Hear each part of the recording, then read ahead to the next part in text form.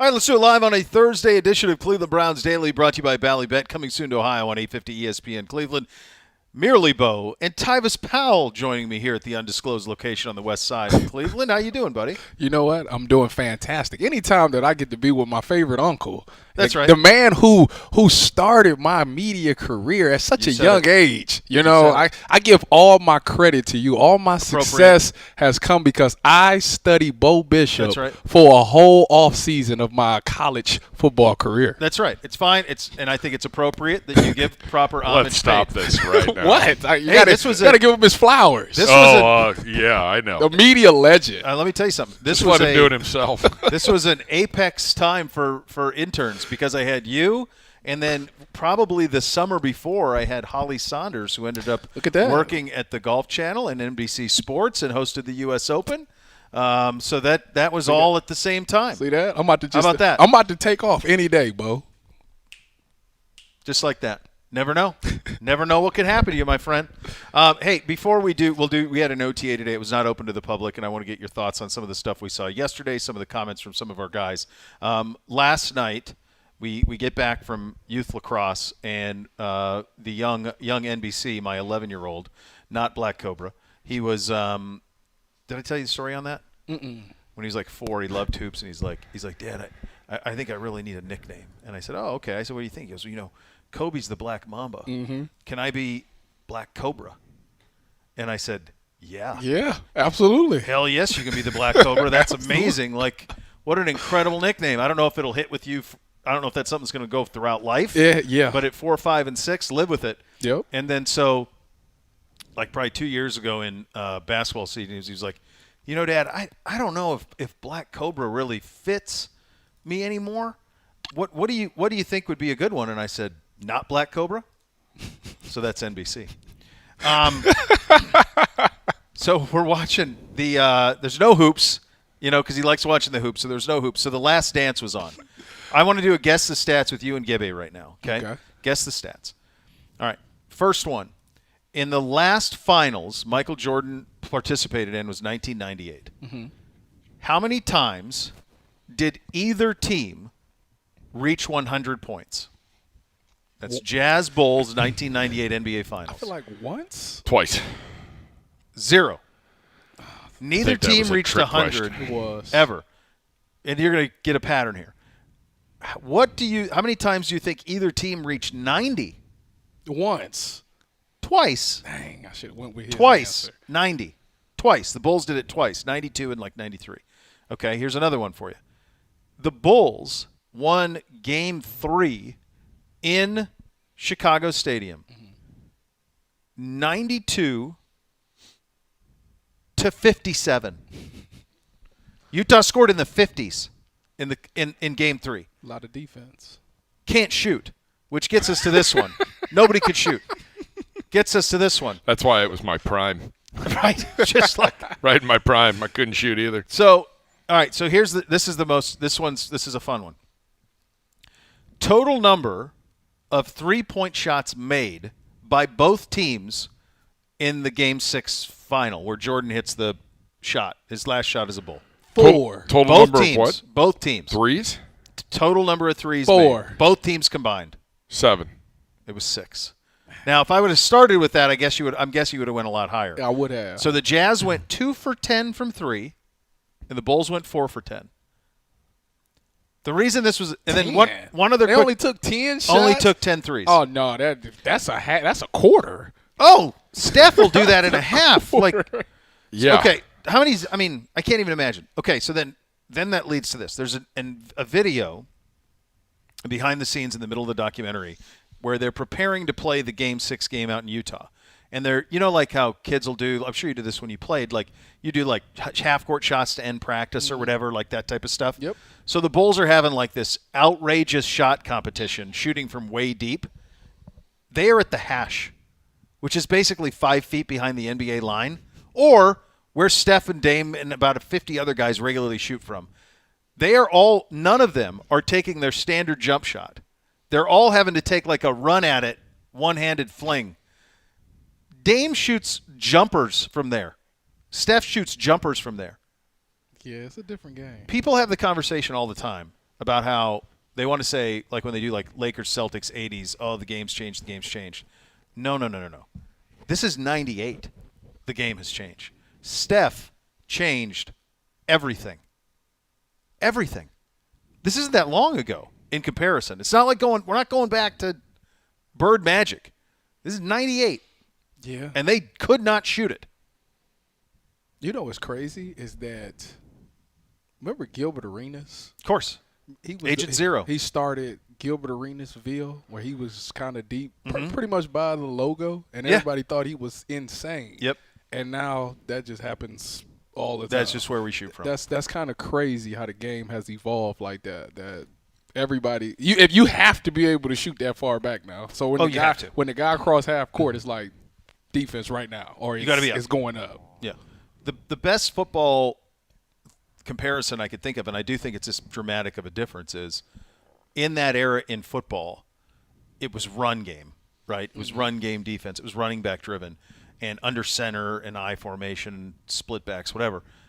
Now it's entirely out of the gun and we spin it everywhere. Yeah. That's probably the two evolutions that the two most popular sports in this country have made. Basketball has become a deep jump shooting marksmanship game, and football has become a spin it game. Passing league. Yeah, that's what's happened. But I never would have ever guessed that 23s were taken and 6 were made in an NBA Finals Game 6 in 98. Nobody could shoot.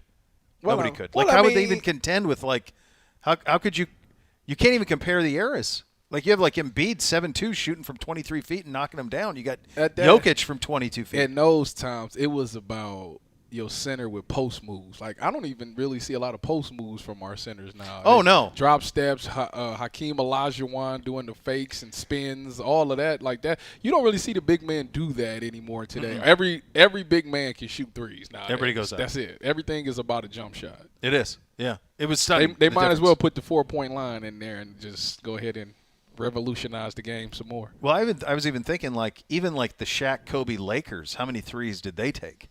Not many. It was like D-Fish and Robert Horry, Derek Fisher, and Rick Fox every once, but not much. It wasn't. Right. They weren't taking no 23s. What year? Let's see. Their best team was the year they beat Portland. The Shaq Kobe. Maybe that when they went to the 1 year they only lost one postseason game. Kings. They went sweep, and they lost one game to the Sixers. 3 consecutive NBA championships. 2000, 2001, 2002. Right. Let's see. Game summaries. Yeah, just pull any one of them up. I'm just curious, like how many. If even by then, 5 years later, because I don't think so. I think it's a Steph thing. I think Steph changed it. I mean, these are all like you're starting to get into the hundreds. Right. Like every game was in the 100s. But the 3-point shooting still down. I bet it is. I bet it's not. I bet it ain't. So that's what they don't. Like who was at that time? It was Ray Allen came into the league as a dunker. Then he was a shooter. Reggie Miller was. Reggie was probably the first one. So the Lakers won 4 out of 5 against the Sixers. Let's just pull one out. This is 0-1. Box score. Finals. This is riveting. It really is. We're on top of it. Why can't I get a box score? Why is this so hard? That's what I was just trying to figure out here. I think I got it at Basketball Reference. Y'all ain't Googling the right thing. There is no question. All right, here you go. So it hadn't changed at all. Game 1 against Philly, the Sixers went 4 of 11 from 3. Iverson actually took 8 of them in Game 1, and the Lakers went 6 of 13. So even in that era, it's a Steph thing. Steph flipped it. That's when the game changed, and you really can't even compare. You can't compare much at all. We had OTAs again today. This one wasn't open to the public. Yesterday's was. The value of the OTA, does it depend on the player? Yeah, it does. I mean, because some guys who miss, and it's always funny to me because it seems to be a major story when it's some big name guy that says I'm not coming to OTAs. Well, first of all, it's voluntary. That's one of the things that it really is voluntary, especially if it's a guy who's been around this organization for a while. No, they don't necessarily need to come to OTAs. You know what to expect out of them as long as they know the playbook. But those guys that's new to the program or, and with this case, if it's a coaching change, yeah, you want to be in there because you want to see that coach's style. You want to feel that. You want to see these new guys, how they're going to adjust to the way you play so you can get that chemistry during OTAs. So that's when OTAs is pretty important. Or if it's for young guys that's trying to develop, that's trying to become something in this league, then, yes, those reps are very important. So it's also – there are guys out there today and that are already trying to put their resume out there. Yes. I mean, you see in Bubby Vetrone and you're going, for some of these guys, man, that's my path. Mm-hmm. That's my way to the roster is right there. So there's that. Fight for it. And I'm sure for those guys, every second that you're on the field, every second you're on a blade of grass, you're thinking, I better take full advantage of this. Yes. Or my football mortality is going to come in a hurry. Yeah. So there's that mentality, right? And then there's also – so RU situation is unique this year. New defensive coordinator, new special teams coordinator. So those things will be very different. But also the thing with the OTAs that it's tricky is, of course, the coaches and owners and everybody would want them all there. Yes. But this was all collectively bargained. Mm-hmm. And so this is what it is. I actually think Stefanski has a really good approach to it.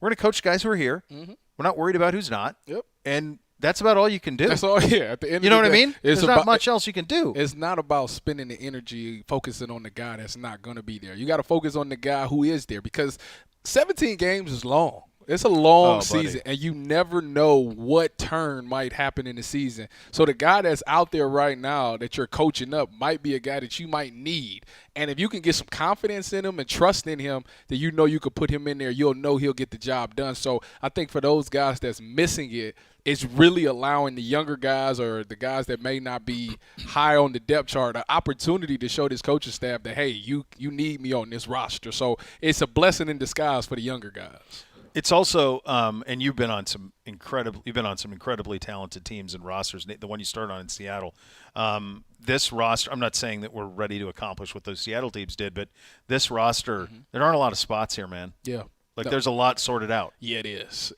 I was sitting there thinking about it the other day, like. You could pretty much write the 53-man roster right now because the spots is pretty solidified. It's a couple of, you're talking about the 6 wide receiver or the last corner. Mm-hmm. Yeah, you could argue those things. But as far as the starters, the first 22, I think those spots are pretty much pinned in. I think so too. And the last time that you and I did the show together, we were talking about kind of the setup and the Jim Schwartz defense and what I was going to look for. And pretty sure we talked about this from the standpoint of, felt like we needed one more. Yep. And then they got Zadarius Smith between then and now. I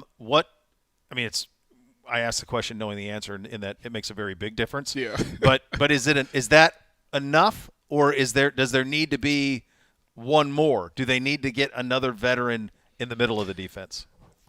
See, that's the thing. I always look at that linebacker position. And I know that's something that we don't, the Cleveland Browns don't really value that much. Not saying that they don't value it, but they don't spend a ton of money there, And Anthony Walker was a guy that was the voice. He was a leader. He was everything that you wanted in a linebacker. My only concern is that is the health there? Will he be that same guy now that he's coming off of his injury? That's the only thing. Outside of that, I think he answers the questions on can he get things done. Would I like a veteran in there just in I'm case? saying D tackle. Oh, you're talking about D tackle. D tackle. Because right now it's Tomlinson and Siaki Ika. Yeah. I mean, and then behind it it's Tommy and, Jordan Elliott, those guys. But we've been waiting on them a while. Yeah. I think this organization is kind of we can't wait on guys anymore. No, we Not can't. In this AFC. No, it's go. It's right now because after this season, it's a lot of contract things that you might have to get into. It's a lot of people that might be leaving because of the contract and because of the cap. So you have to hit it this year. You have to make sure everything is right. I like Ika and I like Tomlinson. After that, it's a bunch of we don't know, and that's Ika we don't know. True. If we gonna rotate this D-line because we're all about pass rush, we're all about getting after the quarterback and being productive. You want to keep these guys fresh. I think you do have to add another guy that's proven that can definitely get something done because at this point, if you got a Zadarius Smith and you got Myles Garrett on the edge, you got to have somebody in that middle that's gonna get eyes. You gotta. Yeah. They have to respect this Tomlinson guy. can do that. Exactly. Tomlinson will do that. We probably do need one more. All right. I just pulled up the available D tackles. free agent list that's still out there. Give me All somebody right. good. So we got a. Let me see. On the D line, we got Matt Ioannidis, 29. He's a respectable guy. You got DeJuan Smoot is still out there. Mm-hmm. Most recently with Jacksonville. You got Shelby Harris, Seattle. That's Oh, I 32. played You with played Shell. him, right? Yeah, listen, Shelby is one of the best pass block pass deflectors I've ever seen in my life. His ability to timing. match a quarterback's hand is unbelievable. I think when I was with Denver in 2019, I want to say he might have led the team in passes deflected. Really? Even out of corners. That's amazing. I think he's up there. That's pretty good. Then it's like Corey Peters and Ndamukong Suh. Ndamukong Suh is 36 years And old. Ndamukong Suh is not coming until he understands that he has an opportunity to win the Super Bowl with that team. So Yeah. he's a late addition in the season, like week 10 or something like that. I don't have a problem with that. I think you're probably right. He's definitely not going to be here for camp. No. He's not doing that. Not at Oh, age you can 36. forget that. People forget how good he was in college. Yeah, He was unblockable. He was the Aaron Donald of college football. He was a monster, and he was the nastiest dude ever. I mean, Yeah. what he was doing to centers at Nebraska, Yeah. it was laughable. It really was. Chris Wormley, I forgot to mention him with Pittsburgh, Is 29. he from Cleveland?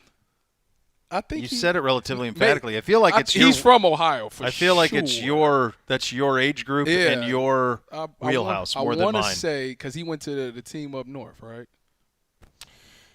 He did play football at the team up north. Yes. Then he is from Ohio. Born from Toledo. Okay, he's from Ohio. Yeah, you knew that. I mean, Toledo, it's an armpit, but it's all right. Can't be flamethrowing Toledo. Toledo. What Toledo ever do to you? Well, you know, there's a big war right 20 now. minutes to the south, baby. It's a war That's it? between the only school that matters. It's a war between Ohio and that state up there for that city.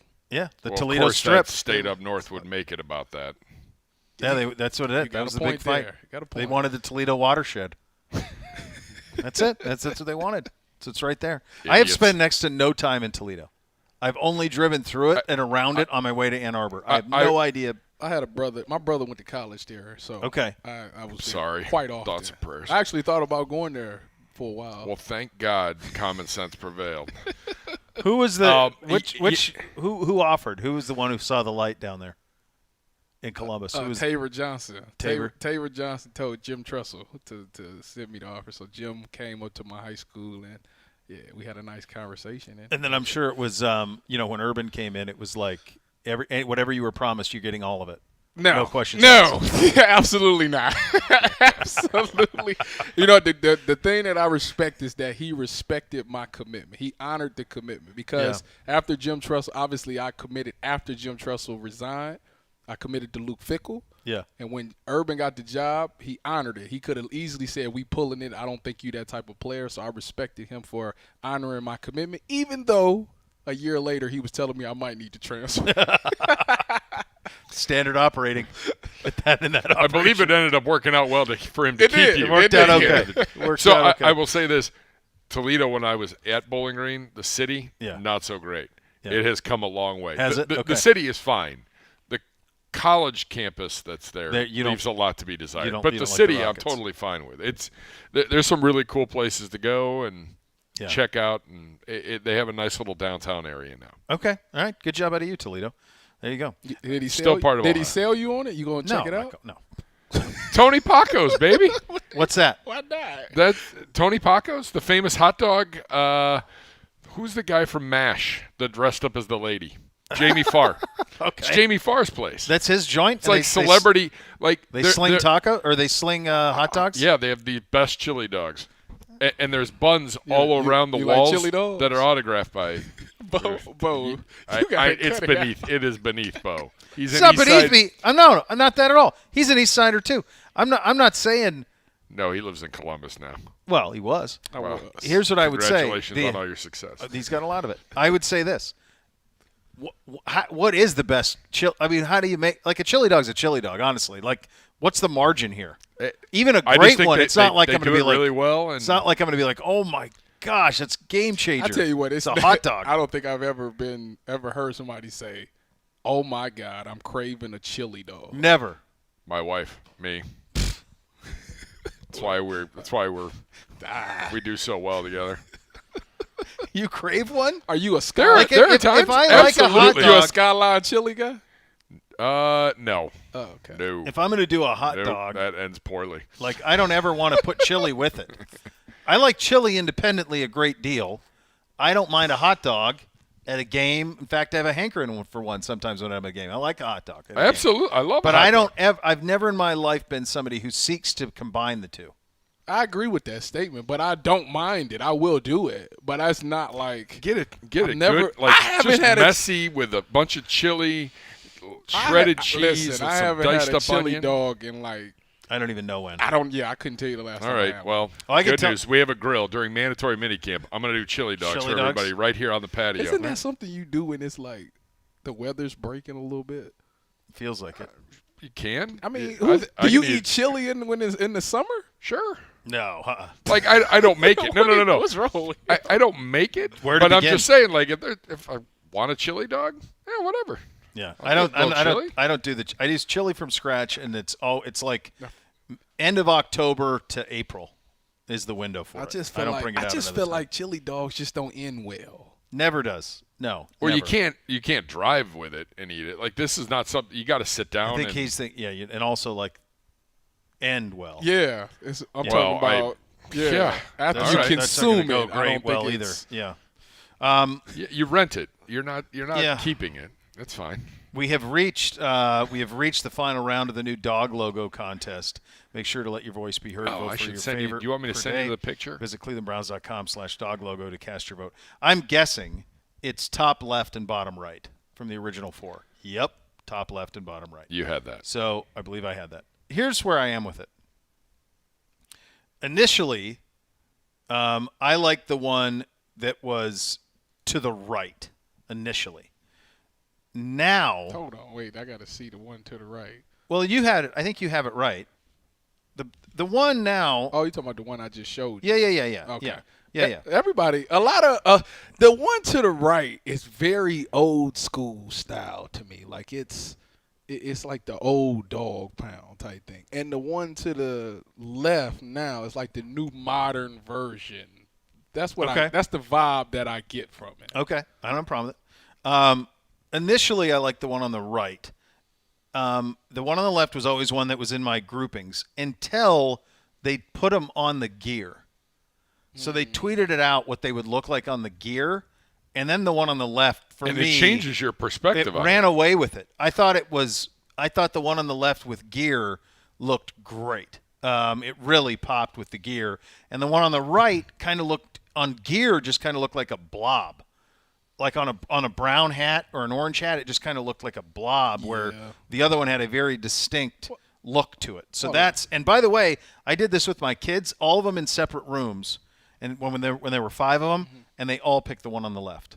They all picked That's the what one I on say. the The left. one on the left is like the new. Yeah, my kids all went one with that it. It wasn't everybody- close. But the one on the right is not. I do agree. I like both of these. I agree with the gear thing because you can't even see the eyes on the one to the right. Did you pull up the picture with like the on the hats and stuff? No, I didn't see that.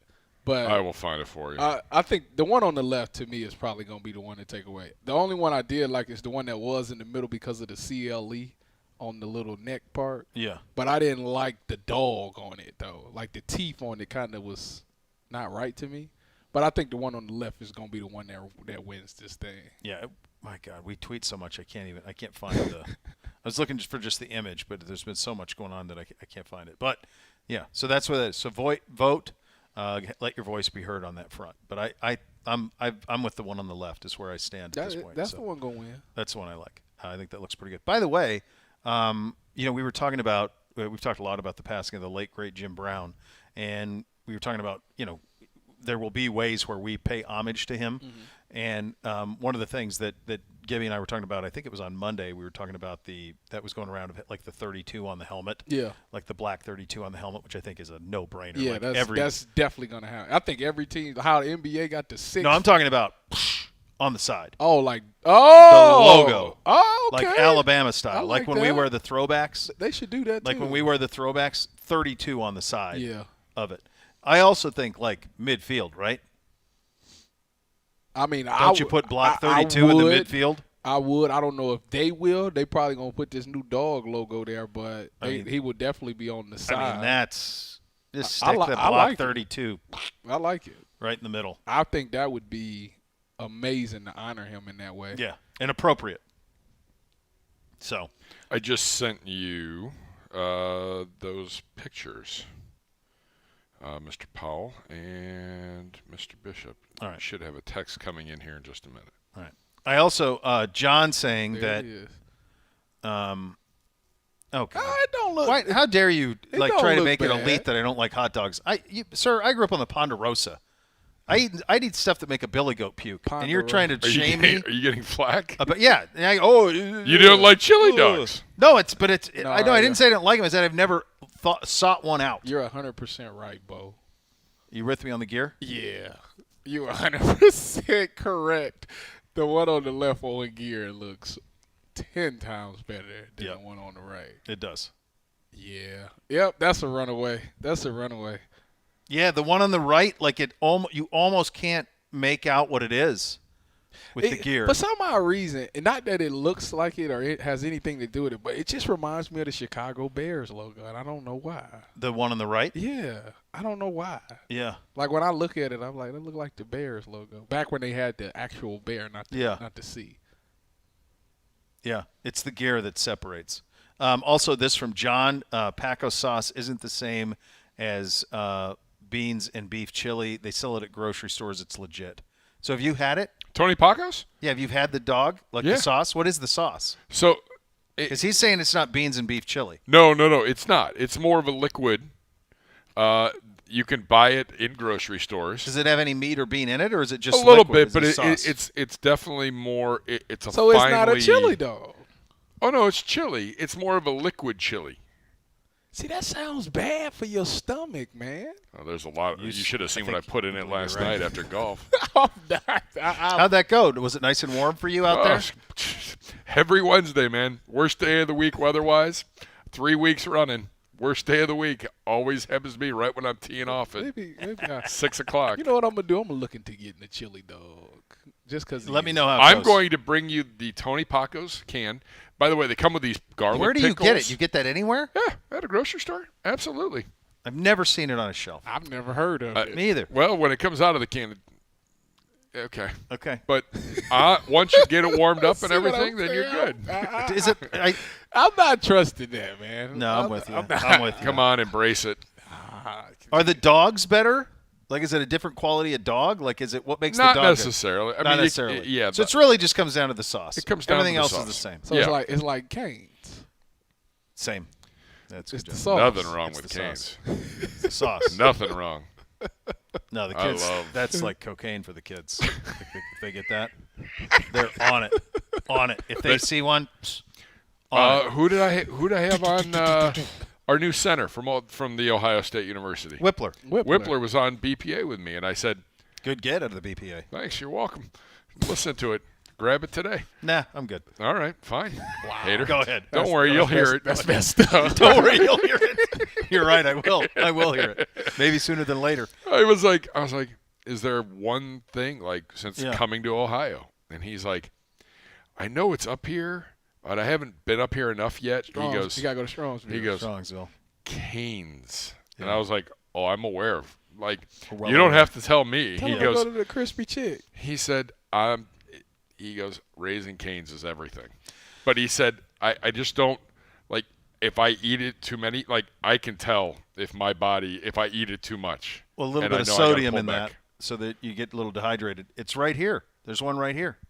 Show is. Yeah, it's there's right one on here. Bagley Road. There's Yeah. one in North Olmsted. I go, Yeah. dude, they're all over the place up Here's here. what You're gonna be people just don't fine. realize. It's a Louisiana chain.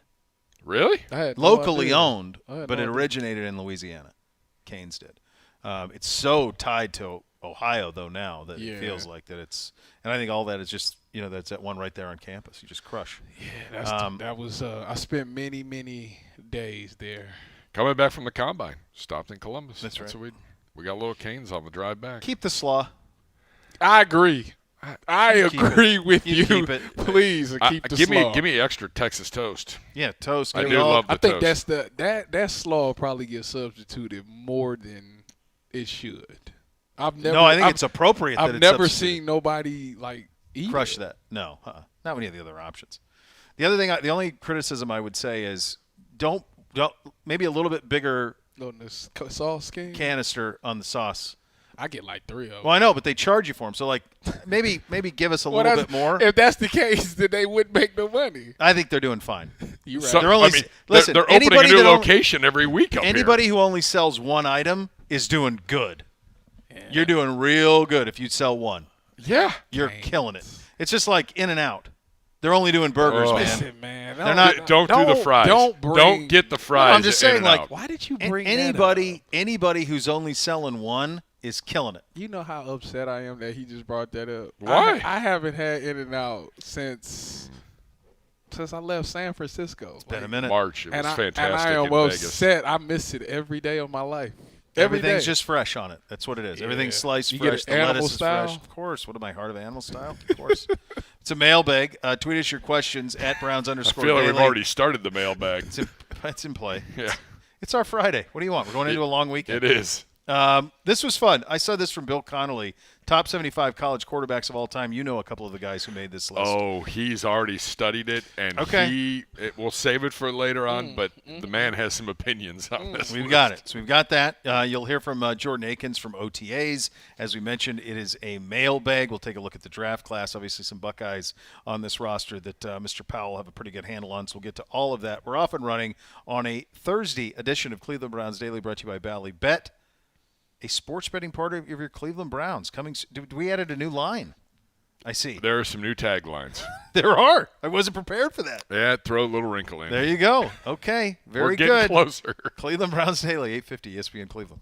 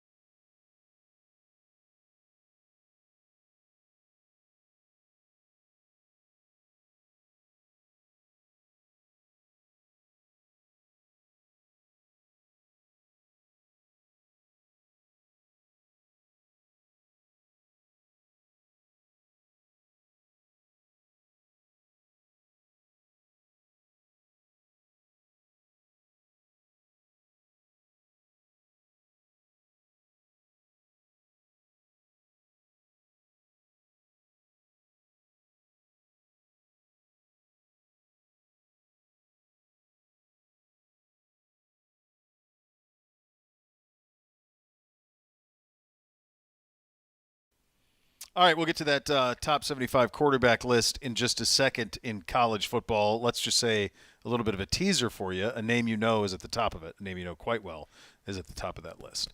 So we'll have a little fun with that. In just a second. We will. All right, getting a lot on this Tony Pacos guy. Don saying it's a great company out of Toledo. He delivers a lot of it's Hungarian sauce and pickling company. Oh, here it is. Tony Pacos hot dog sauce with beef. Okay. I'm telling you. This is from the Pacos dogs are different. They're Hungarian hot dogs.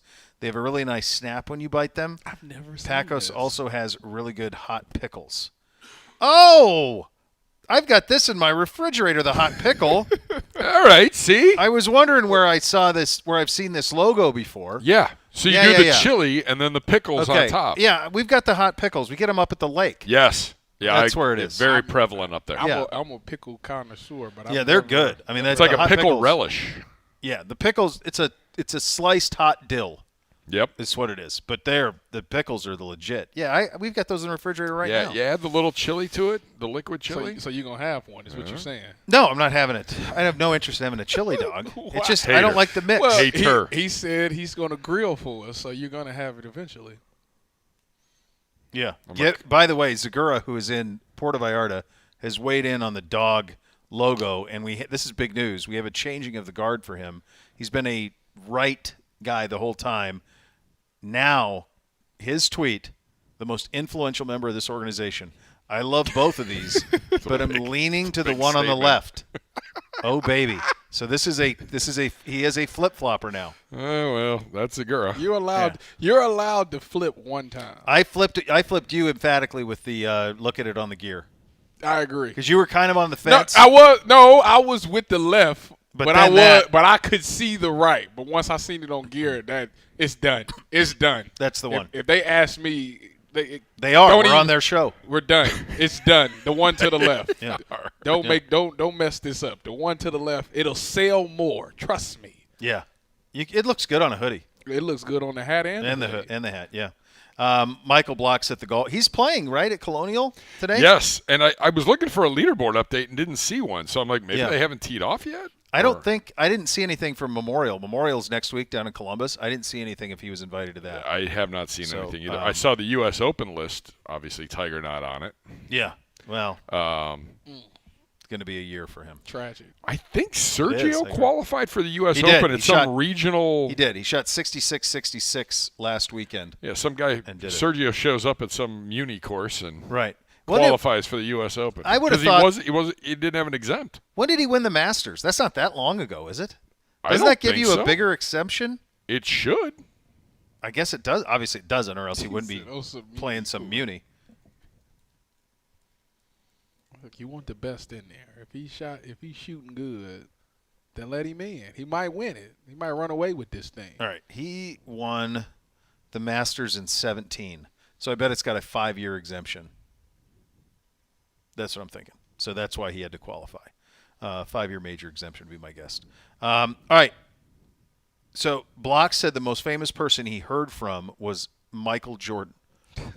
Gibbe wants to know who's the most famous person you've ever gotten a call or text from, former teammates and coaches notwithstanding. So Michael Block said he's gotten thousands of messages, hundreds of texts. Phone can't handle everything, but that Michael Jordan reached out to him and was like, "Hey, congratulations, love your game. Like this is what's great for golf." And he had this whole moment where he it was at the press conference before this weekend's tournament. And he's like, Michael Jordan, that's my hero. Sure. I had actually a moment like that. Deion Sanders reached out to me. Via Twitter. He was like, it was after the Alabama game. Sure. So after I picked it off and ran it out, I put on Twitter I seen Deion's highlights and I thought I was Deion. Yeah, I remember that. He responded and said, Prime would have did exactly what you would have did, except I would have scored. I said, you right about that. You're right about that. Yeah. But that was like a hero. That's who I looked up to. That's who every DB looked up to. So when he responded and said that, I was like, yeah, I made it. I done made it. I'm sure you know this, but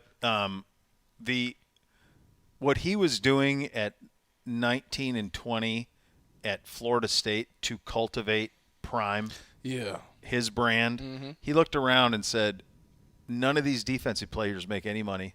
None of them have endorsements. I got to come up with stuff. Yeah. And he would have, when I was in Tallahassee, we would pull up like this archive video of his press conferences that he would have. They played Auburn in a Sugar Bowl in like 88, 8, or 9. He is in this interview thing. They had a receiver named Lawyer Tillman. Yeah. And he would stand up there and say, "You tell the lawyer the judge is coming for him." Like he did stuff like this when no one was doing this, man. And then he backed it all up. He had like bulletin a board pick and material. didn't care. That was and the you know best what? thing about him. And Bowden didn't care either, because Bowden realized it was good for who the kid he was trying to recruit. Like to empower somebody like that was good, that everybody would benefit from it. So he encouraged it. So like he not only is maybe the greatest pure cover corner in the history of the sport, but he's also one of the most influential in terms of the branding of players other than quarterbacks and receivers and running backs. Like he flipped all that. Every DB want to be like Deion, just from the field swag to the confidence to the way he talked, the way he walked. The bandana, the everything, wristbands. He wore a headband around his school, he had his headband around his neck. I did that same thing in high school because Dude. the man, he definitely put a stamp on this game. It's no wonder that it's a bunch of kids that want to go to Colorado and play for him. I mean, to get a chance to play for Deion, that's something you dream about. I played small school nothing quarterback in Montana. Yeah. You want to know the face mask I used? Oh. you got it's not a quarterback face mask. You can't do that. Actually, they would have here. They would have told us you play quarterback. You can't do that. You can't do that. Yeah, you got to be able to see. I want that one. That's funny. That's the one I want. That is actually really funny. The one right here for Prime. He was the man. Absolutely the man. That is pretty good. I got a call from Jack Nicklaus once. That's probably my answer to that. Yeah, that doesn't that suck. Would be. It was memorial stuff. Like I got to know him a little bit just through the memorial tournament. So that was probably the most famous. Yeah, there's some good ones. How about you, Gibby? LeBron. No. Hey, No. he's your boy. BT found that picture of you chumming up with LeBron. Yeah, LeBron go way back. Is there been a picture that's been posted recently? Yeah, it's of you, Braun, and another Mr. Bishop posing, and you look really happy to be sitting next to LeBron. Yeah, I was sitting because I had just gotten my ACL surgery, and I had just gotten cleared. Big smiles for everybody. I didn't know y'all went way back. Well, now he's got all this hatred in his heart for LeBron. Do you really? Huge. He left me twice. Yeah. Left me once. Shame on me. Ignore the. Left you twice. So shame on no you. champions don't mean anything. Even if he gave me you the best year. Yeah, but you said you weren't leaving. He never said he that. He did. The second Not time the second he The said second time he came back, he goes, "I'm here to stay." Well, of course, that's what they say. Everybody says Gibby that. likes taking come all on. these things. Yeah, you got to take it with a grain of no, salt. Listen, I you got to don't- understand that this is a business. I totally understand. Okay, then don't say it. Just be like, I'm coming back here. my guess I'm is- being paid to win a championship. We'll see what happens after that. Okay. I don't. No, I'd have you don't know I'd what's have gonna be answered. respected you a lot more for it. You're going to scold him even more. No, there's no winning. You're going to I sit would there know. with spite in your heart. Wrong. I would have respected it more had he just not said it. I don't recall him saying that. Do you? I don't recall it either. But I think. I can tell you he did. All right, who was yours? You probably got a call from like Axl Rose or something in your freewheeling DJ days. Your station promotion rock band days. I had bands actually come to my house, See? like with the tour bus, and get out See? and perform, and See? then just party all night like at my you house. too? Must be nice. No, the band Blessed Union of Souls. Oh yeah. Yeah, Literally, we did a station show, and Yeah. I was like, hey. We were backstage, and someone was like, hey, it's Gibbs' birthday, and we're tapping kegs at like midnight, and they're like, what's the address? They Gave it to them. Tour bus showed up in the middle of Lakewood on a side street. Good Bus, Lord. the band got out. There were a bunch of roadies with them, and Oh, they're from Cincinnati. yeah, we had a big old party. There were a couple other bands that did that. That is awesome. I got a phone call. So I was an intern at Q104 when I started for the great Larry Morrow, who's one of the he's an icon in the radio industry. He's in the Yep. National Radio Hall of Fame, and was a big proponent of rock and roll coming to the city of Cleveland and Detroit back in the day. And I was his intern, and he reached out. This was my junior year.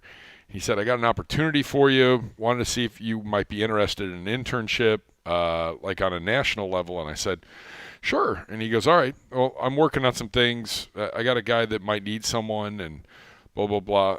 And I got a phone call in my apartment, and my roommate picked it up, and he answered, and thank God he was sober. He literally looked over and he goes, "Casey Kasem's on the phone for you." And I was like, That's a specific voice. I was like, "No." He goes, "No, I'm pretty sure Casey Kasem's on the phone." And Casey and Larry were longtime friends, and Casey was looking for an intern for the weekly Top 40.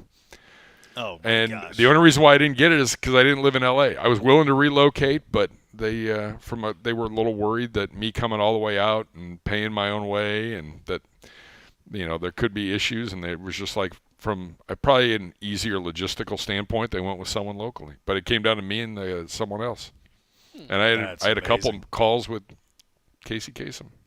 That's fantastic. So All right. from a phone call, that's That's pretty good. That's pretty good.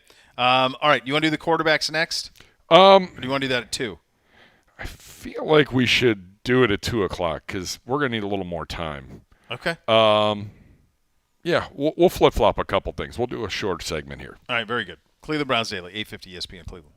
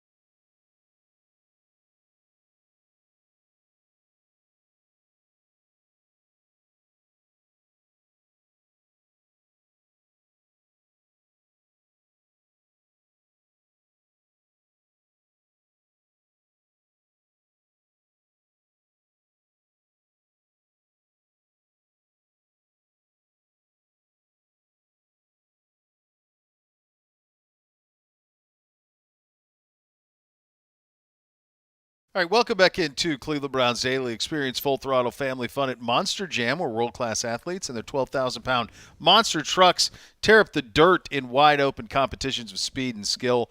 It's simply put, the most action-packed motorsports experience for families in the world today. It returns to Cleveland Browns Stadium on Saturday, June 3rd. For more information, go to clevelandbrownsstadium.com. Coming up here in about 10 minutes, we'll get into the top 75 quarterbacks for Bill Connolly. Also a mailbag day, so tweet us your questions at Browns_daily. The best questions, as per Gibbag, get answered at 2:30. I want to run by some of this Browns rookie class for you. Early, Tillman looks good. He looks good just running around. Big body, impressive athlete. Yep. It's now become kind of a crowded wide receiver room. Yes, it has. How can he? What impact can he have in year one? Well, I think the difference between him and that he has over all of these other wide receivers is that he brings an attitude to himself. You know, he's a very physical wide receiver, and not to mention in the red zone, he's a huge jump ball target. I mean, I seen a clip that the Browns posted a couple of days ago where, you know, he climbed over somebody, caught the ball, and took up the field. So I think he brings that aspect. He's very aggressive. Obviously, he's a big body wide receiver. Yes, DPJ is big, but this guy is that as well. And on top of that, he jumps over people to catch the ball. So I think that's where he'll find his niche at. Yeah, really great in terms of a high point situation. Siaki Ika is the one who's got to go, right? If you had to pick one guy in this class, it's got to be a dude. Yeah. Is currently constructed. It's got to be him, right? Yeah, I mean, if he's going to be plugged into that starting lineup in this 4-3 defense, the edge is pretty solidified. Zadarius Smith stays healthy. Myles Garrett is going to have a double team. Dalvin Tomlinson, already we know what he can do. If him and Zadarius is paired up on the same side, they already have that chemistry from playing with each other in Minnesota. So Ika will be the one that has to free up Myles Garrett. How does he free up Myles Garrett? Well, a big 335-pounder like him, they say he has a lot of pass rush ability that's like hidden under his game. So if he brings that out and forces the double team off of Myles Garrett, his stats might not show that he gets the sack, but he's helping Myles Garrett out in a huge way. And I think that's what they're going to be dependent on, is that he uses his big body and uses those pass rush skills to get Myles Garrett off of the double team. Originally an LSU guy and then went to Baylor with Dave Aranda. Mm-hmm. And followed him there. So that's a little bit of the pedigree on Siaki Ika. I want to ask you about the two Buckeyes. Let's start with DeJuan Jones, Big Thanos.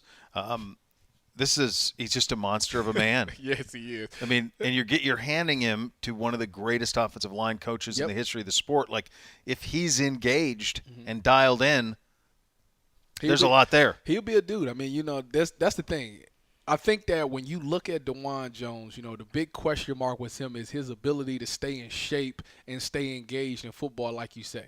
But with Bill Callahan as the offensive line coach, obviously we've seen the products that he's put out on the field. Yeah. They've all been successful. It's going to take an offensive line coach that cares and can see the bigger picture, because a lot of these players come into the league and they only see themselves in a certain light. But Bill looks at him and can say, listen, you could be one of the best tackles in this league, period.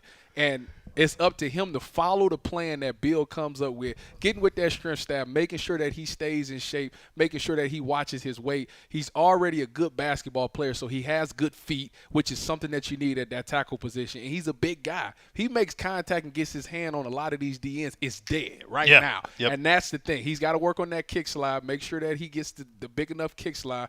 Going up against a Myles Garrett or Zadarius Smith is going to make him better, because both of those guys have certain moves that they do that makes them elite. You know, obviously Myles Garrett has one of the best jumps get-offs in the game of football. Yeah. And then Zadarius Smith is one of those bully guys that's very physical, that get off of his blocks like that. So DeJuan Jones will get a good share of seeing speed and seeing power, that he'll be molded, that when his number is called to go in that game, he should be able to excel, because he's going against two of the very best DNs in this league in practice every day.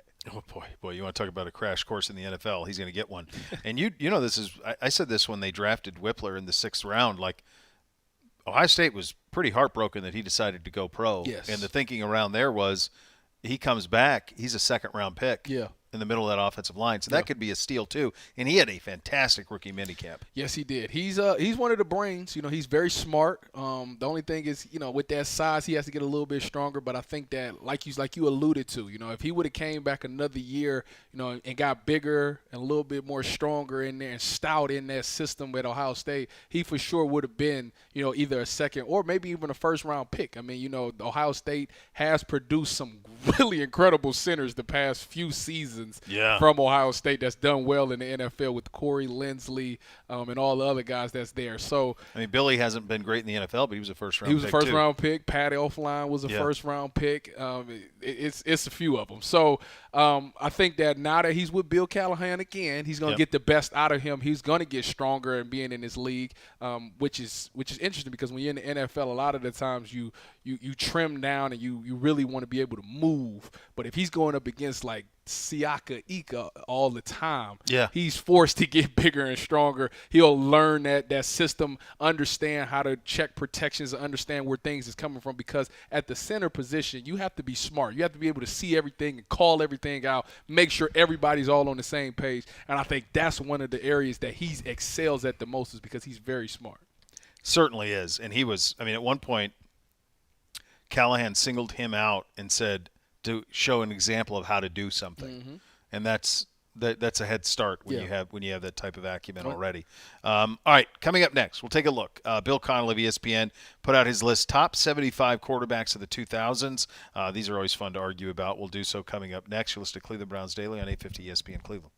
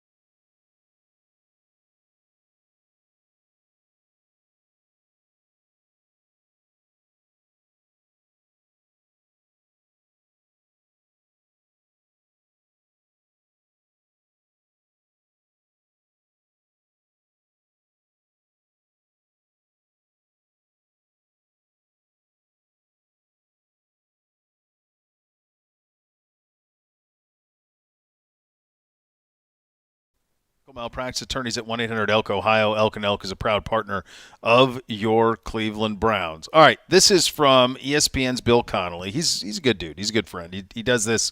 He usually does 2 of these lists every spring, and every spring for what I do in the morning, I thank him and say thank you because this is content that I can run with for a week when you do these things.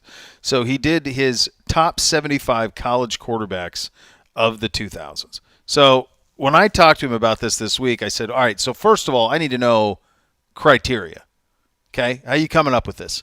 Because when you think about college football quarterbacks since the year 2000, there are many one-year wonders, one-year comets. There's a bunch of them. There's a bunch of guys that were 2- and 3-year starters. There's guys who won the Heisman. There's guys who led their teams to national championships. How do you balance all that? And his answer was that I take a little bit of all of it.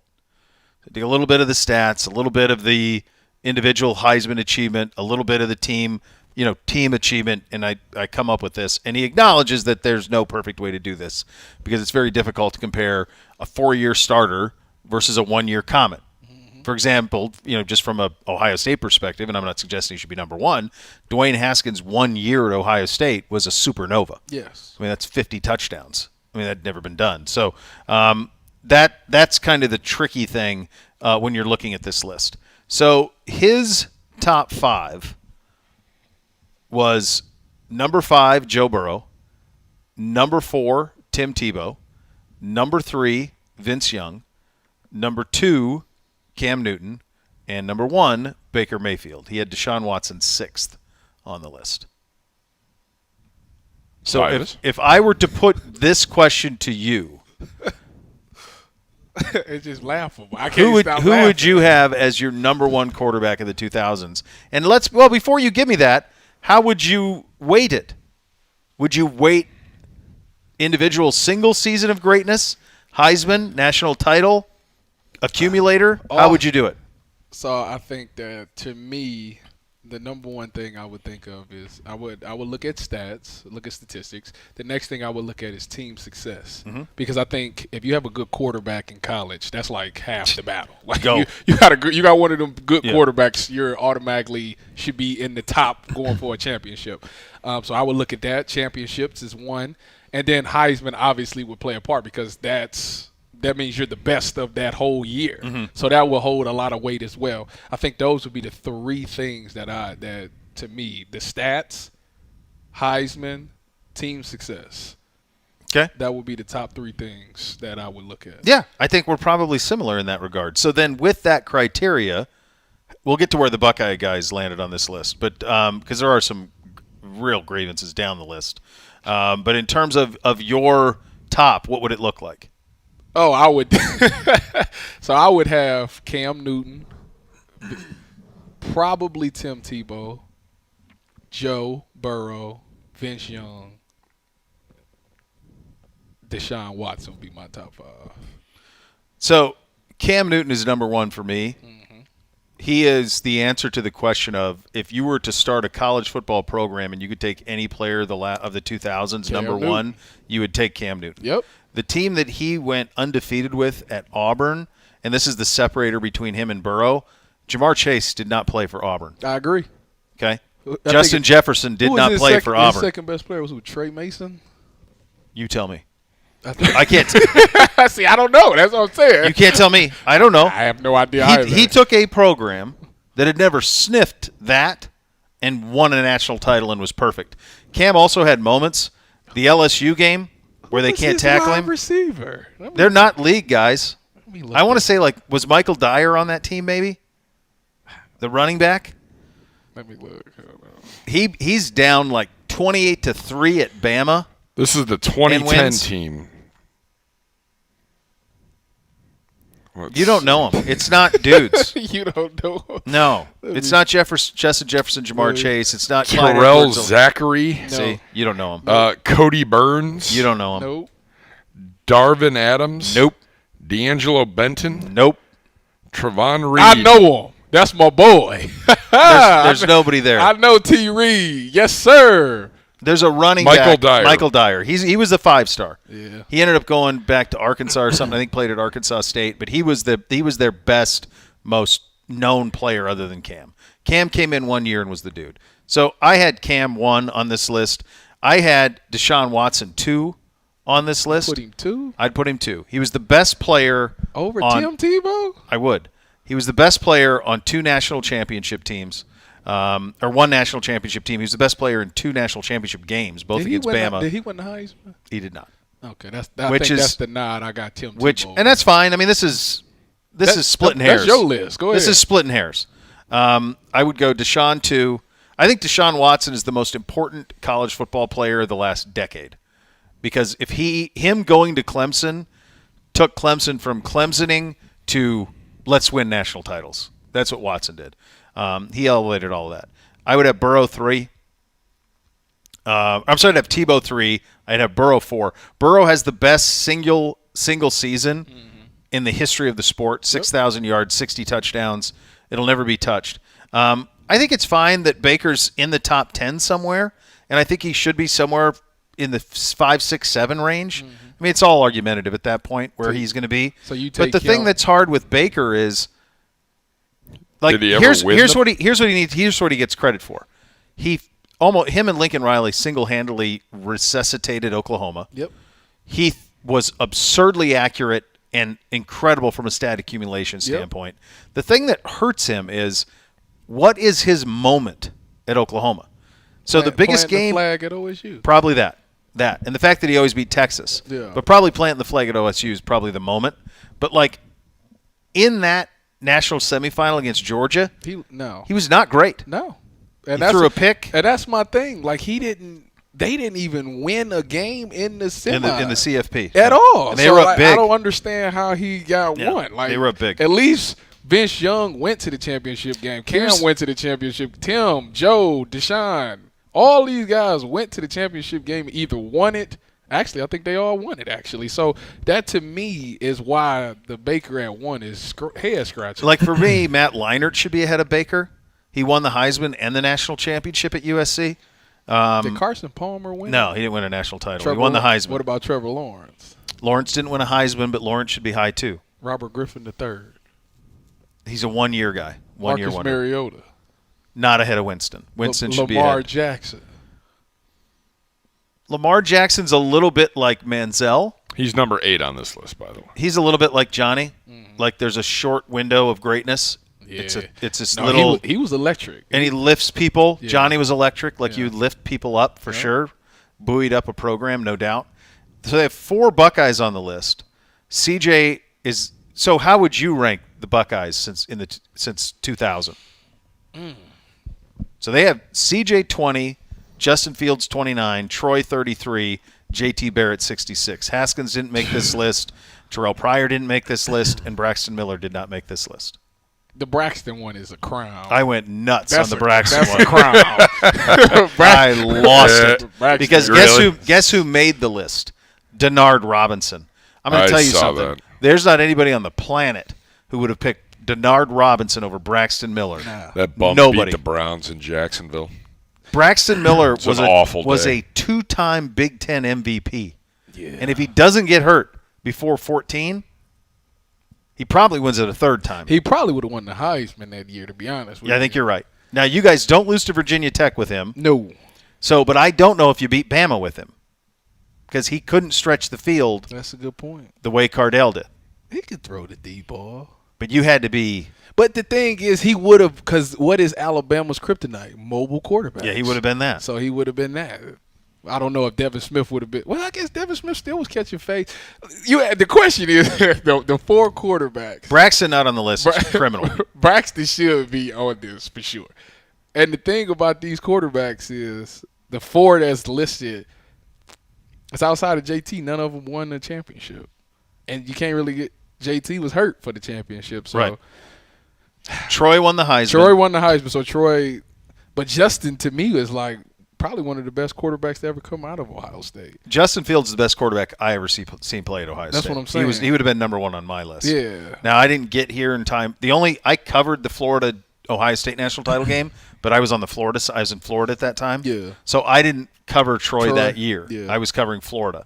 So I just saw him in the national championship game, and they got overwhelmed. It was brutal. Yeah. But I think Justin's ahead of CJ. Yeah, I agree. And when I had an argument about this. Somebody was like, I asked people for one season, who would you take, CJ or Justin? And at the beginning of the year, everybody said CJ hands down. And I looked at him and I said, I would absolutely take Justin Fields. And my reasoning being is that defense for Ohio State, sorry to my alumni that's listening, that defense for Ohio State has handicapped Ohio State for the past 3 years. Yeah. Okay? That's fair to say, right? Yeah. Yeah. Justin Fields took that same defense and went at least to the national championship game. CJ had this they had a different scheme, but he had the same kind of players on that defense. They lose, 3 games? Well, he lost to Michigan. CJ never beat Michigan. 2 games that CJ year. never beat Michigan. He never won the Big Ten. So that's, to me, Fields is number 1. People forget about Fields' game against Clemson when he threw for 6 touchdowns. Yeah. And he was great in 2019 against Clemson when all those things had to go against him. Fields was, and they lost that close game where there was 10 things that had to go their way for them to lose. Did you know that J.T. Barrett has as many rushing touchdowns as Ezekiel Elliott? Okay. I mean, Urban got him 8 a year from the 2. I can't believe that. I can. He ran that quarterback keep out of the gun. I mean, how many times did you call that? Beau, don't get me wrong. I sat there and I watched it. I mean, I like JT, but my gosh. I never thought he had as many touchdowns as Zeke. 4-year starter. Urban was a trust guy. So if he doesn't have to risk a handoff, it's the same thing he did with Tebow at Florida. True. If Tebow had 20 touchdowns one year rushing, like if he didn't have to hand it to somebody, he wouldn't. His favorite play call on 3rd and anything, 3rd and 1 was quarterback run. Yeah, it was like that's what he did. It was like the dilemma him and Cardell had. Yeah, like Cardell's like I'm not doing that. I'm not running. I'm not doing that. That's not my game. Yeah. So no, that doesn't surprise me. I think I would have Fields. I think Fields and Troy should both be ahead of CJ. I'd have them both ahead of him. I wonder why it must be for statistical reasons why CJ is in front of them two. Because I just think it's prisoner of the moment. The last time somebody saw him play was against Georgia, and he was great. He's a 2-time Heisman finalist. Okay. There are accomplishments. I'm just saying. That's a participation trophy. I agree. Fields never won a Heisman, never won a Natty. Troy did. I know. That's what I'm saying. I'd have Justin the highest, Troy second, and then CJ. I would have Braxton ahead of JT too. So would you have CJ ahead of Braxton? No. Okay. I wouldn't. Me either. I would have Braxton. I'd have Braxton third among the Buckeyes. You know who's getting slept on a little bit here is Terrell Pryor. Now that's the one thing, and he actually came out and said this. The one knock on JT, and Terrell Pryor brought this up, and I don't know if he was throwing shade or he was mad. I don't know why he said it, but he did. He said, in my career, is one thing that I can say as a Buckeye, I've never been blanked in the game. And I was like, yeah, JT did lose to Clemson. 31-0. 31-0. So that's the one thing with Terrell Pryor said he never got blanked. Yeah. And I was like, Terrell Pryor. Interesting. Terrell Pryor is one of the great what ifs in college football history because he picked the right place from a winning standpoint and the worst place from an offense standpoint. If Terrell Pryor would have been able to play in Urban's spread option, or if he had gone to Michigan and played with Rich Rodriguez, people don't remember this. Like those Tressel offenses were under center on first down, hand to Beanie Wells or Brandon Sain or Boom Herron. What do we got? 2nd and short, under center. 2nd and 8, shotgun. Good luck, make a play. It was the most predictable. Have a kicker that can hit 60-yard field goals. They could not coach offensive football at all. Yeah. Yeah, it was bad. But the defense was good, though. Oh, my God, the defense was good. Stupid good. And Beanie Wells. What's the problem? I don't see a problem with that. Yeah. I know the defense you don't. was crazy good. Yeah. Malcolm Jenkins. I mean, they had threes. I mean, they had a squad. Man. But, yeah, that's now, so, yeah. And now it's completely flipped, and we still complain. Yeah, still. Still time to get your mailbag questions. Tweet them to us at Browns_daily. We will get to those here in about 10 minutes or so. You're listening to Cleveland Browns Daily on 850 ESPN Cleveland.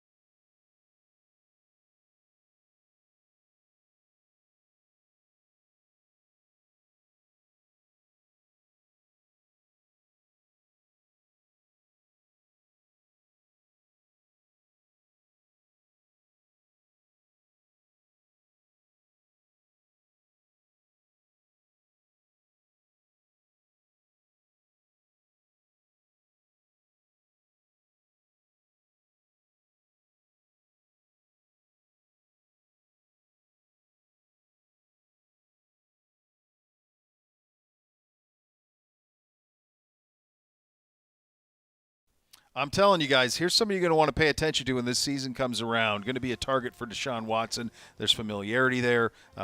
You like the look of him. It's Jordan Akins. Here's his media availability from yesterday. How much was just the draw You're down. back with Deshaun that led you to come here? Just the chemistry that we had. I want to pick up where we left off in Houston. And, the team camaraderie, me and Deshaun, we had a great chemistry, like I said. And I like the way he plays the game. The play is always alive when he's on the field. And, I love to play with a quarterback like that. He seems to, especially in the red zone, he has a knack for finding the tight end. What is that? Where does that come from in your mind? I think it's just his awareness and his belief in his tight ends. He trusts us as we trust him. And like I said, the play's never dead with Deshaun. So, a big body. Sometimes it's easier to bump and get open in the red zone, and when we do, Deshaun ends up finding us. Did he being here influence your decision to come here? Yes, I can say yes to that. And honestly, I just was looking, to be somewhere that I was wanted, and a great team camaraderie. And when I got here, when I came to visit here, it was a perfect fit for me. And like I said, I'm reunited with Deshaun, and that's a good thing for me. Kind of an added bonus. Yeah, it's definitely a bonus for me. Jordan, when you saw him on December 4th down in Houston, his first game back, what did you see compared to the guy that you played with? He definitely was rusty. He had to get back in his rhythm. His rhythm was off. I could tell that his footwork wasn't where it should be. And, it wasn't the typical Deshaun, but, the typical Deshaun beats adversity, and that's exactly what he faced, and he came back and did his job. It had to be stressful for him that day. He later admitted it was. Did you meet with him before the game? I met with him after the game, and I told him. He was on edge? Yeah, I told him great job with it. Battle adversity, overcome it. It's huge for you to come back and win this game. So you made a statement. You know Deshaun really well. When he's out here and getting this chemistry going with guys, what are some of the things we're going to see from him when it's starting to click? What can you see? Great rhythm throws, deep ball throw. He's great at that. The defense, he's really good at it. He can read defense, pick apart defense. Whether we get the mismatches, he'll find the mismatches. And also whenever he seems like he's surrounded, he's going down. Some way he pops out. So you got to stay on your feet, stay moving downfield, and be ready to make a play at all times. Last year when he was playing in those 6 games, there was kind of an education between the other 10 that were playing with him and him playing with them. Sometimes they didn't know what he was doing. Got you. You would. Is that a process that they're going to have to marry together? It depends. I mean, we're here now. We're trying to overcome that right now. That's what OTA is for. Trying to get the rhythm down. We're trying to get the way he plays the game. And luckily, I've been with him for 3 years, so I kind of know how to maneuver when he makes certain moves. But as a team, I think we'll be fine. Like I say, Deshaun, he will find the open guy, and we will make plays for him. This time of year, is it pretty new to you because it's a new team, or is this close to what you've always done?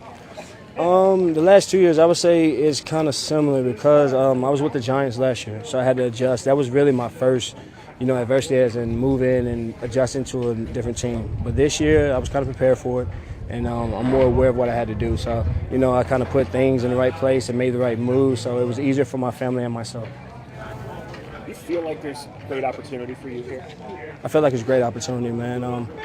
Like I said, being reunited with Deshaun and, being able to get a different route tree. In Houston, I was kind of labeled as a catch-and-run tight end in the flat, but here I'm more down the field. I get to show off my athleticism, in and out of cuts and catches after the run as well. Jordan, do you feel like even though it's a new system for your new team, just the fact that you are with Deshaun and can learn this with a quarterback you're familiar with, how much of a help is that for you? It's a big help, man. Deshaun knows me. I know Deshaun.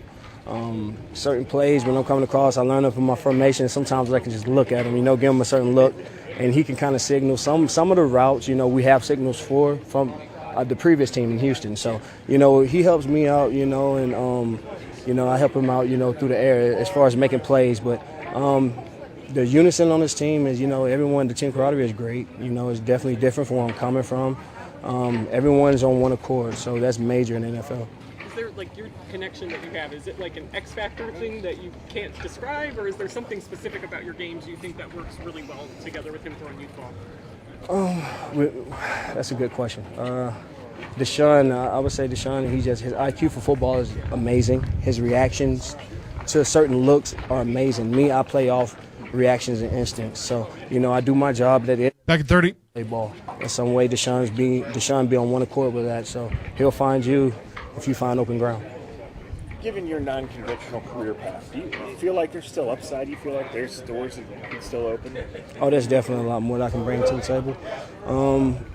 Last year was really me just really getting my feet wet. They kind of depended on me in the offense. So, as long as I'm presented with the opportunity, I'm definitely going to overcome. And, I accept any challenge that comes my way, blocking, special teams, or making plays downfield. You're up. Watch out for him. Yeah, he's special. He's that big body, and he can definitely get up there and catch some of them passes. He is, with the chemistry that they already have, that right there alone makes him dangerous. And Deshaun Watson, when he gets in those drills where he's doing scramble drill, he's just looking for a guy to chuck it up to. Who better than a guy that you've already played with that you trust that's going to get the job done, especially down in that red zone. I think him and Njoku will be a nice 1-2 punch. Yeah, he's 13.5 yards a catch last season in Houston at the tight end possession. So, and a late bloomer, didn't come into the league until he was 26. So, lots to like about that. This is one thing that I've noticed with just this group of pass catchers, tight ends, receivers versus even when Odell and Jarvis were at their best, there's some big dudes out there now. Yeah. I mean, there's real size. I think Deshaun wants that. Well, you don't look past because my former teammate is now out there. Yeah. By the name of Marquise. Oh, dude, Goodwin. he had a day yesterday. Oh, I know he did. I'm telling you. It was to be expected. This is a guy that I watched in practice. When I was in San Francisco and I watched some of the things that Marquise did, I was like, this dude is like a legit wide receiver in this league. And I'm wondering like why his stats never amounted to what he was doing in practice. Yeah. And I don't know what it is, but I know when I look out there with the Browns, what they did was they got him his Will Fuller. Without it being Will Fuller. You got a guy that you can't overthrow. You throw that ball deep on them scramble drills or somebody that you want to throw it deep down the field to, if this guy takes off, because a lot of people forget that Marquise is an Olympian. So that speed is real. Like you think Tyreek Hill is fast, he's probably faster, which is scary to think of.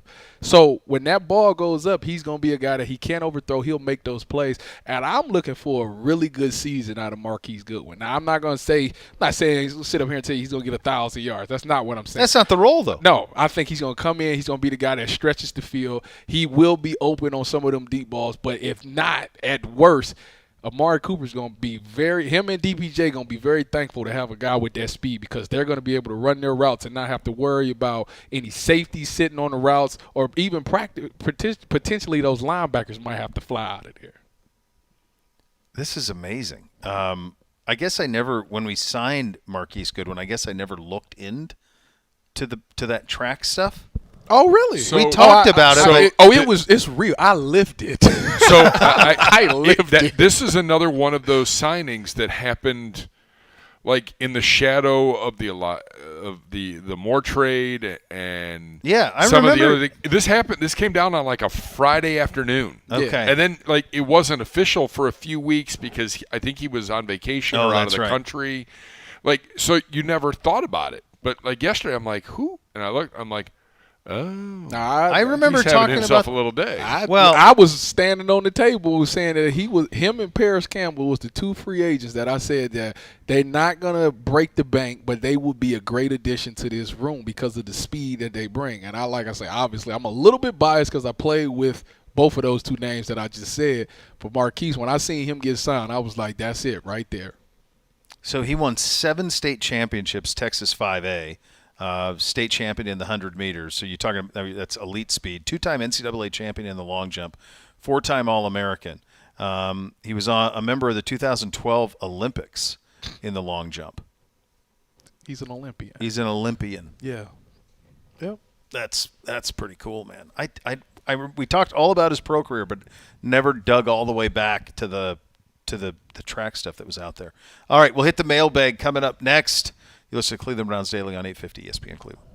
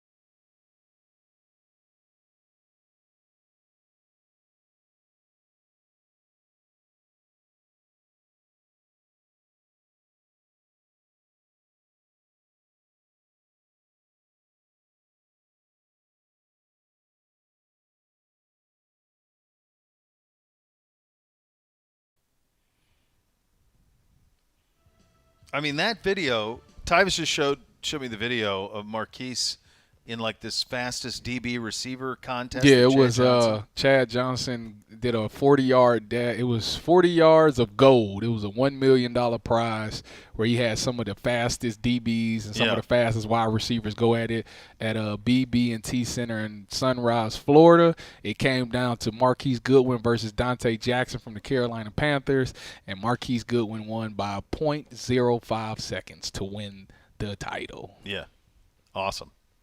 It's funny. We never talked about that just because we talked about him as a receiver. We have a lot of guys in that room. Yeah, they are. There's a lot. Emmanuel That's exactly what the doctor ordered, though, man. Emmanuel Acho said, y'all really let Marquise Goodwin con y'all out of $1 million. who didn't think he was the fastest man in the NFL?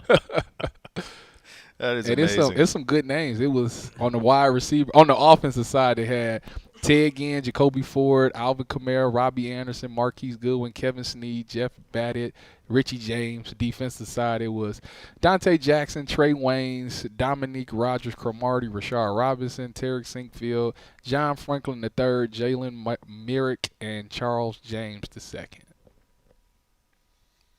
And with that, how about that? Mailbag it, Gibby. Mailbag time. Tweet us at Browns_daily. We've got a ton to get to. Richie Fox, Tyvis, what's the best advice you could give to these rookie defenders? The best advice I give to these rookie defenders is learn the playbook. You know, you have the honor and the privilege of coming in under a new defensive coordinator. The guy who knows the playbook and understands the adjustments first will be the ones that can be on this field that can make this roster. If you're a young guy, you weren't drafted, you know, they need guys on this team that they can trust. You know, unfortunately, with the new kickoff rules, it's going to be a lot of touchbacks, so you won't be able to make your impact. One phase of the game of football will be completely eliminated. So now you have to find a way to be effective on punt return, punt block, or on punt as a gunner or something like that. So to me, what gives you value is you know the playbook, you understand the adjustments. You might not be the most talented or athletic guy, but a coach will trust you to go in the game because at least you know where to be, where to line up, and understand how to get other guys lined up. So I think learning the playbook and trying to find some value on special teams is the way. Bobby Meshling. Bobby! Our good friend Bobby. So Bobby sends us about 40 questions a week. Hey, Bobby! So we'll get to a couple here. We'll come back to them. Beau, what was your favorite thing about Tyvis as an intern? The humility after I whipped him in horse to take it like a man and not make a big deal about it. The humility of it all. Who would have thought that Beau was actually good at horse? Well, wasn't you like a guard? Make it rain. Weren't you a guard in high school? Flick, it's too easy. He was pretty good. He was a quarterback. You was a quarterback? Oh, yeah. Oh, you did just tell me that. You wore the Deion. I wore the face Deion mask, which is hilarious. Was you wearing 21 too? 10. Oh, that's a nice number. Yeah. Not too shabby. You got the look. Look at him. From Bobby Part 2, Tyvis, how'd you become Beau's intern? So what happened was, it's a very interesting thing. With Urban Urban was really smart with this. Yeah, with Urban as the head coach, you know, during the summer semester, so I think it's the month of May right now, there's absolutely no classes going on. So Urban had like this job fair thing every year where he bring in we call it Real Life Wednesdays. Mm-hmm. He'd bring in some guy from a company or something that you're interested in, and he will come in and speak to the team, tell you about the field, the work he does, how you could get into the field. Then after that, after Real Life is over, at the end of the month, he brings this whole job fair. So it's a bunch of jobs, ESPN, Pepsi, all these companies come in, and he makes you come up with your resume. You got to write a resume, come up there, exchange cards, get their cards, stay in contact with them. So in the month of May, after all of that took place, he said, you guys need to get internships. And I'm like, with college, well, why would we get internships? He was like, no, everybody on the team needs to go find an internship because football for you guys, a lot of you might not go pro, so you need to work on, the next phase of your life.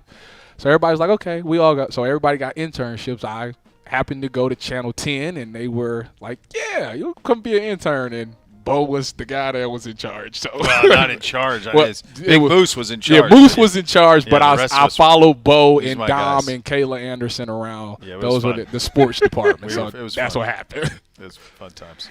Tommy Clayco, since you guys were hating pretty hard on the Raising Cane's slaw, is there a slaw that Beau and Tyvis actually do like? The only slaw I would ever eat is on a Polish boy. That's it.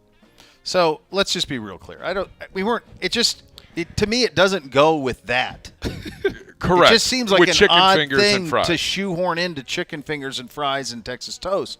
I actually really like an Asian slaw.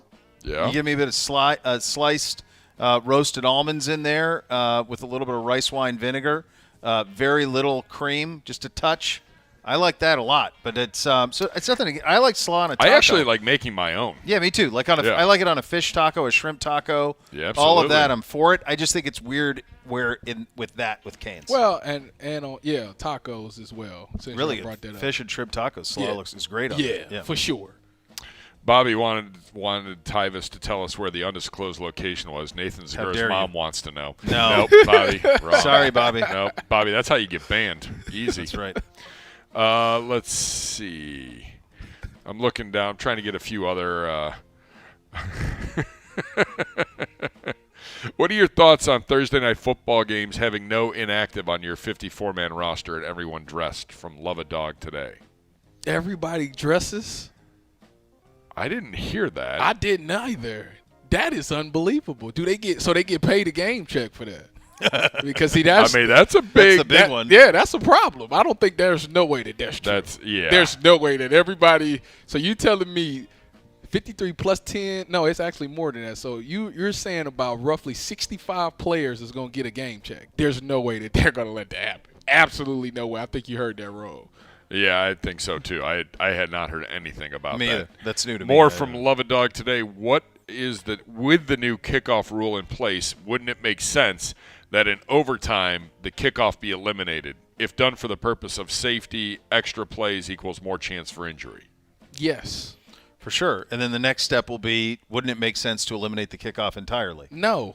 No, that's where they're going. I know That's they are. 100% I where would they're like them to do what the XFL do. I think that's the best way. It's safe. It eliminates For the people who haven't seen that, tell them what that is. So the XFL lines them up 5 yards apart from each other, the kickoff and the kickoff return. They let the ball, as soon as the returner catches the ball, boom, you go.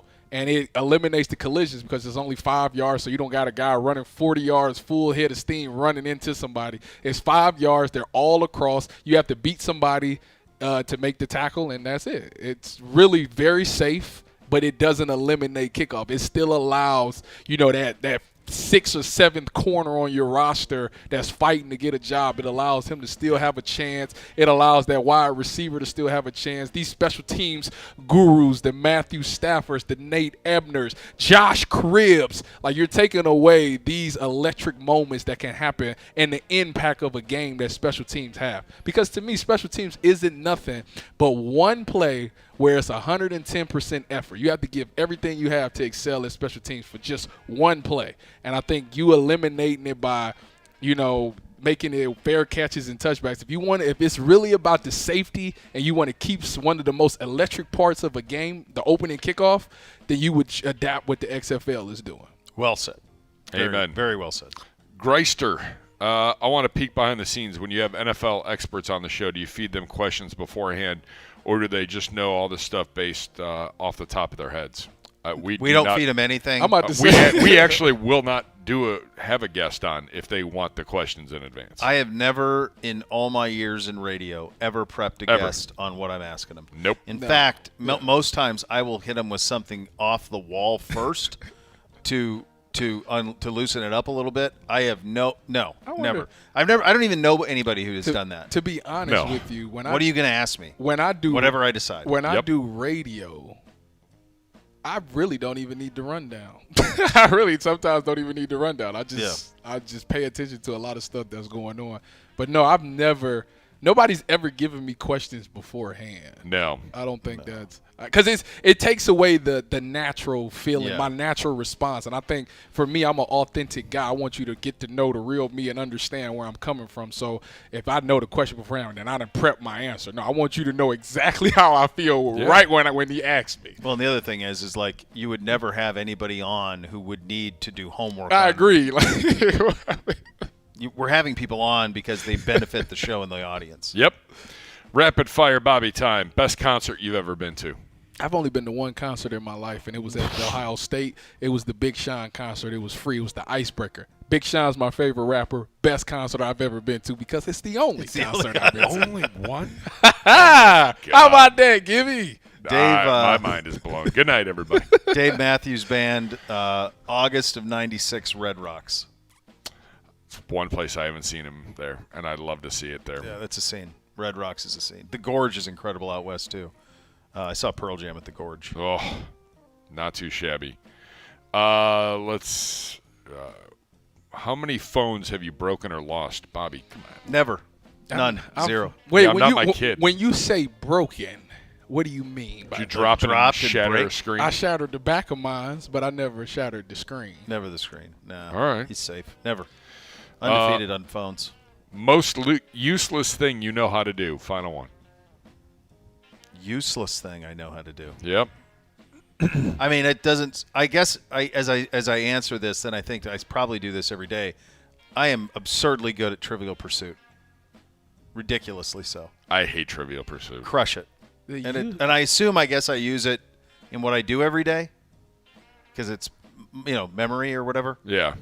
Probably retaining video. information. Probably video games. That's kind of useless, right? But I'm Which one are you best at? all of them. All of them. You know what's funny is actually I play 2K and Call of Duty a lot, but like I don't play Madden like that. I pick it up and play every now and again, and I'm still better than a lot of people because I understand defense. Yeah. Like I actually run it. Like What it's about the supposed to. people on Madden though that have the cheats where they figure out the algorithm? Yeah, I don't like them. I don't like them either. I don't like that. Play the game how it's supposed to be played. That's right. The college football game's coming back next year. Yeah. If you were in it, would you let them use your name, image, and likeness? So the thing about that is I hope that I am in it so they can cut me a royalty check. They need to put the whole 2014 Buckeyes need to be why in there. not? You got to play cut with me them. a check. I'd take a little. Yeah, that's wonderful. So much more to come. You listen to Cleveland Browns Daily on 850 ESPN Cleveland.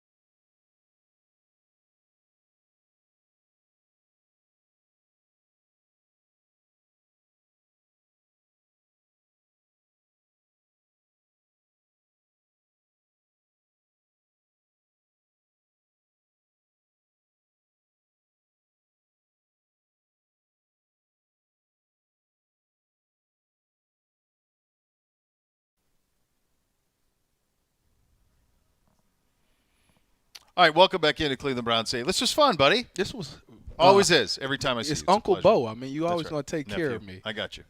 You're my guy. Love doing stuff with you, pal. As always, we'll see you in a couple weeks. Right? Yes. Be back in the mix in a couple weeks. We have that to look forward to. Hey, have a great and safe holiday weekend, everybody. We will be back tomorrow. Yep. We got a little special show tomorrow. Special program Some tomorrow. new interviews. Yep, absolutely. So you have that. The next level is coming up next. Thanks for listening, everybody. Cleveland Browns Daily, 850 ESPN Cleveland.